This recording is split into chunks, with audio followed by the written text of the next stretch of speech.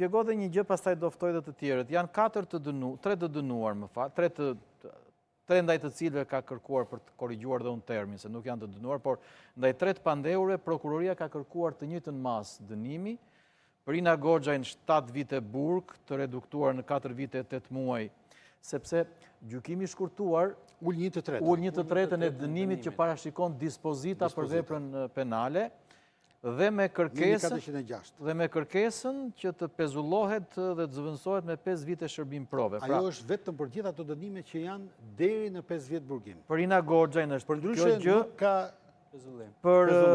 Për Adela Kondakçin është e njëjta mas, pra kërkohet 7 vite burg, 4-8 reduktuar në 4 vite 8 muaj, dhe më pas përjashtimin nga vuajtja e dënimit. Kjo është një moment shumë i rëndësishëm, ndërsa për biznesmenin Elman Abule, për cilin gjithashtu ka kërkuar 7 vite burg, që zbresin në 4 vite 8 muaj, nuk ka specifikim që është kërkuar zëvendësimi i masës. Sepse aplikimi në 59 fatikisht ka disa kritere. Rrezikshmëria e pakët e personit, pra janë disa kritere që duhet të përmbushën faktikisht në mënyrë që të aplikohet në 59 për vendin e provë, ose ai që ne quajmë dënimi alternativ. Ka dhe një gjë shumë interesante që aplikohet shumë rrallë, po themi, ose të paktën në vendin tonë, që ka të bëjmë ato që përjashtimi nga dënimi, pavarësisht se është përcaktuar se kush është pra kërkesa apo pretenca e prokurorisë, në fakt prokuroria ka kërkuar përjashtimin nga dënimi, duke qenë se është bashkëpunëtore e drejtësisë.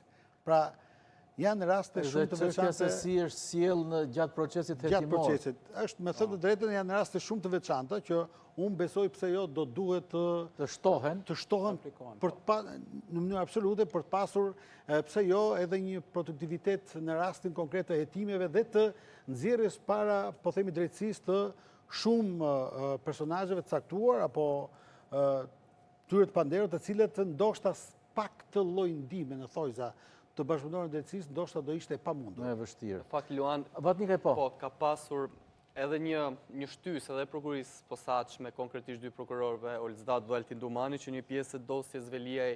Ata e kanë dhe këtë grup? Po, janë të njëjtit prokuror, të shkojnë me gjykim të shkurtuar, për shkak se seanca paraprake e zotit Veliaj ka zgjatur diku te 4 muaj, që sipas ligjit duhet zgjasë vetëm 1 muaj.